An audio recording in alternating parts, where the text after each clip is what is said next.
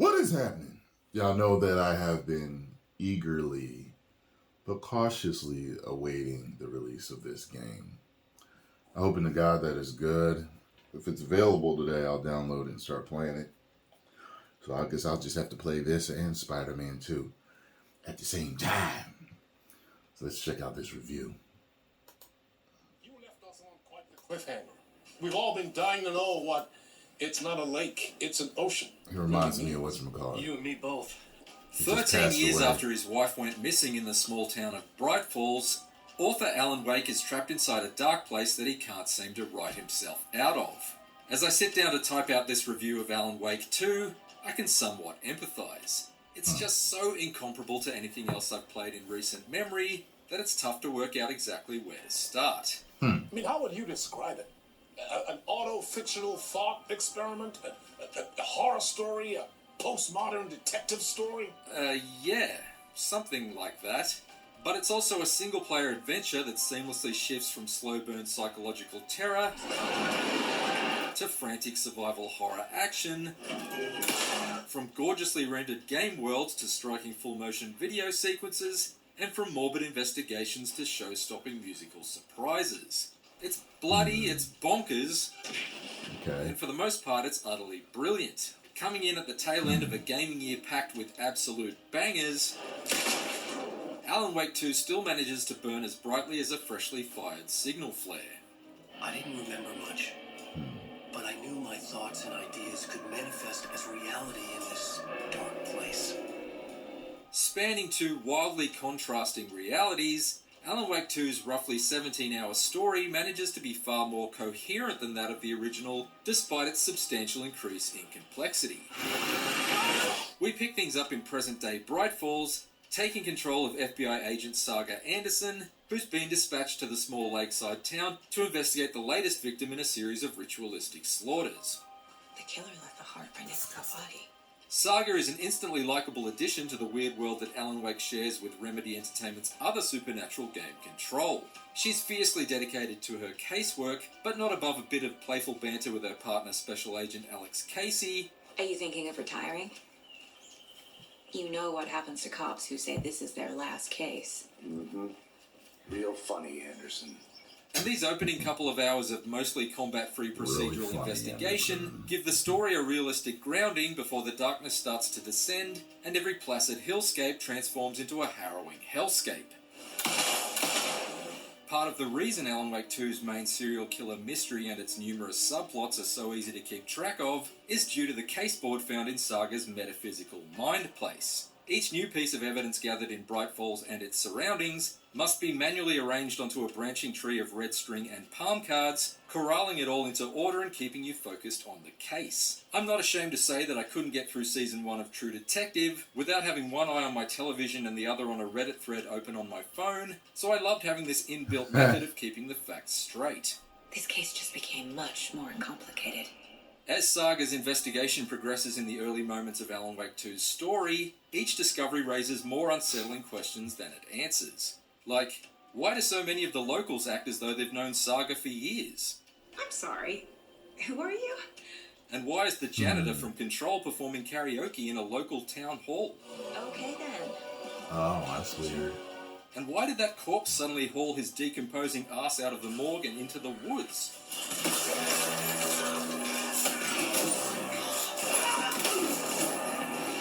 I didn't expect that. The mystery deepens still when Alan Wake washes up onto the shore of Cauldron Lake, rambling about the dark place and surprised to learn he's been missing for the past 13 years. 13 years? Then Alan Wake 2 really gets weird.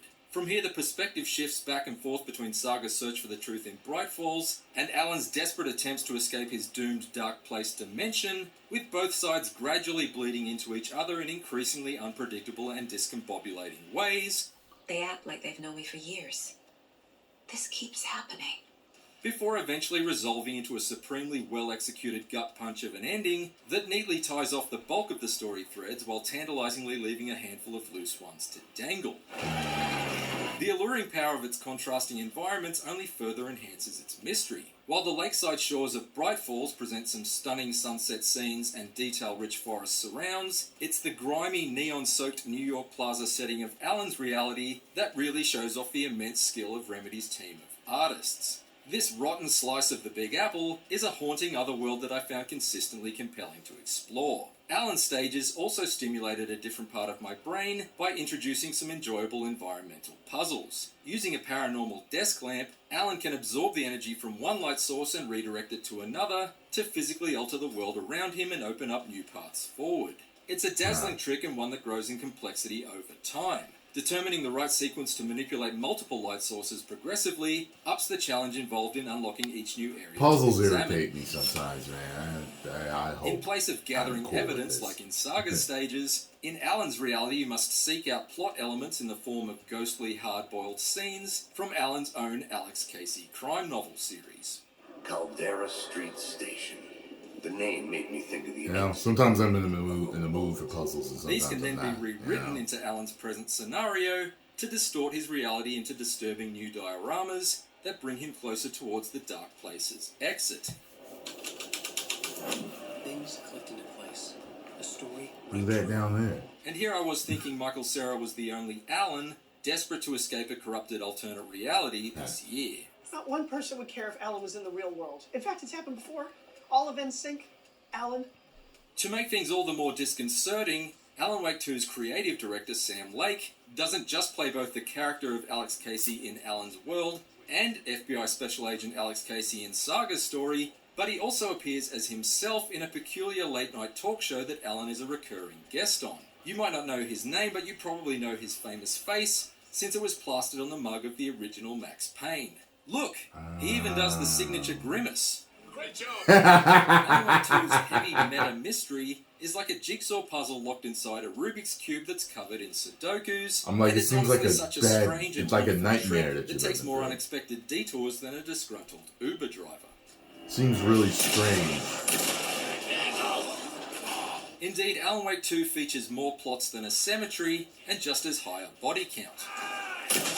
The fundamentals of combat remain largely the same as the enjoyable flashlight-fueled fighting of the original, but its execution has been enhanced significantly.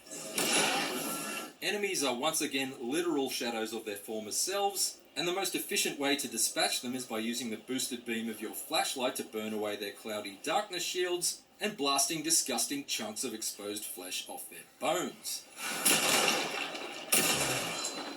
This time around, glowing weak points will occasionally be revealed on an enemy's body, and if you manage to successfully target them, you can inflict substantially more damage and save a few precious ammo rounds in the process, which felt like a nice reward for taking an extra fraction of a second to carefully line up my shots. Both Saga and Alan are blessed with an unlimited sprint ability, which marks a huge improvement to the constantly out-of-puff Alan from the original, and our protagonists are generally more nimble too. The dodge button feels snappier and allowed me to more reliably duck under swinging pipes or thrown pickaxes. Woo. And it even works on the ground should you be knocked off your feet, allowing you to quickly roll out of harm's way and avoid any potential follow-up attacks.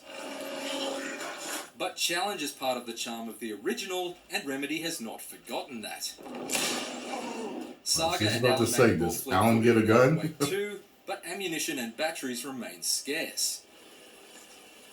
And although it doesn't quite rival Resident Evil 4 in terms of enemy variety, there are enough different gloomy goons to be surprised by that I could never really anticipate which breed of Shadow Warrior was waiting to ambush me down any given path.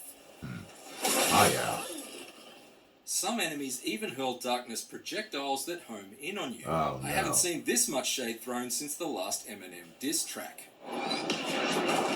Wow. There are some wonderfully frantic and distinct boss fights too, including a dimly lit close quarters scrap with a rampaging reanimated corpse who was hell-bent on caving my chest in with the sharp end of a torn-off tree branch. There's the weak point. and another later on that had me desperately burning away an arena full of darkness blobs while trying to avoid having my head separated from my shoulders by an enemy's rifle shots from afar. Oh, seems intense. Definitely seems intense. Despite the increased challenge these bosses presented, I found that the enemy in Alan Wake 2 that I feared the most was the one that more often not couldn't even hurt me. Alan's reality is littered with whispering apparitions, but 9 times out of 10 they dissipate into wisps of smoke if you train your flashlight on them. It's that 10th instance you need to worry about though, because it's likely to be an actual physical nasty waiting to ambush you from plain sight after you've been lulled into a false sense of security. As a result, I started second-guessing each and every human-shaped shadow, including my own, which felt perfectly in sync with Alan's own unravelling mental state.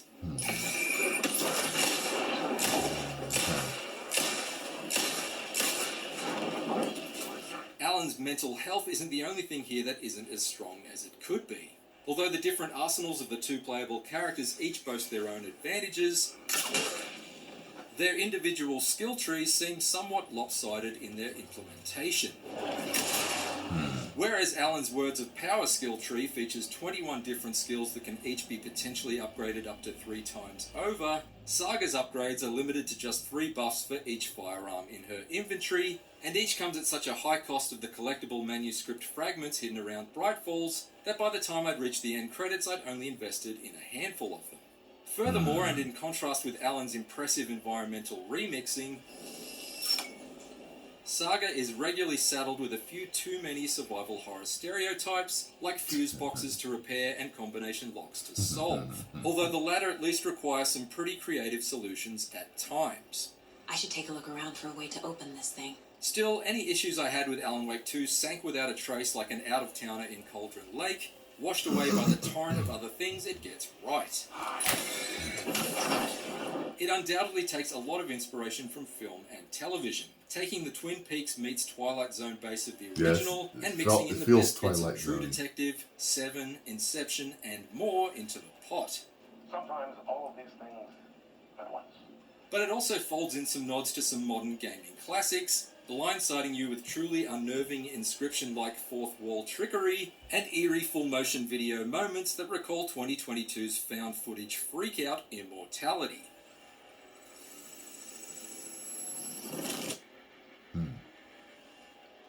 In one truly astonishing early game moment that I don't want to completely spoil here, it even briefly becomes an interactive musical. As though the team at Remedy took one look at the jump-up superstar level from Super Mario Odyssey and decided to appropriate it in the most bombastically bizarre way possible. For a glorious 20 minutes or so, Alan Wake 2 resembles something less like a survival horror video game and more like a Rocky Horror Picture Show. Although Alan Wake 2 has no shortage of out-of-your-seat scares, it's moments like these that prove Remedy has approached the actual design of its long-awaited sequel completely without fear.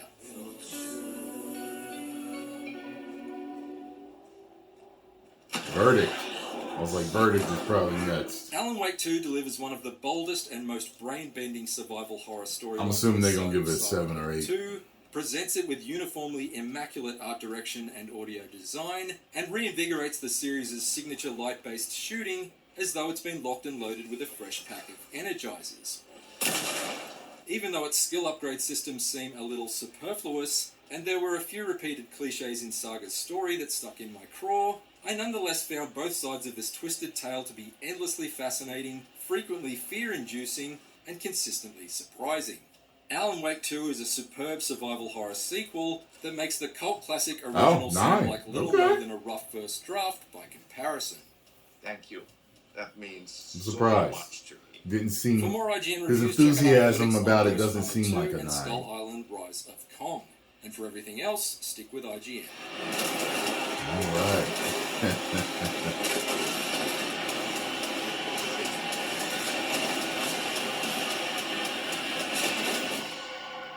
Now you know me, I'm gonna go watch a few more. But I was a fan of the first one. Although I don't think I finished the side. There were like some extra missions that, some DLC type stuff that I didn't know that it had. So I didn't do those. But I had a good time playing that game. I really did. I enjoyed it. So I'm most likely going to get this. Just so you know. So look out for my gameplay soon. Post comments down below. Let me know what you all think. If you enjoyed my reaction and thoughts on this, hit the like button, subscribe, and share.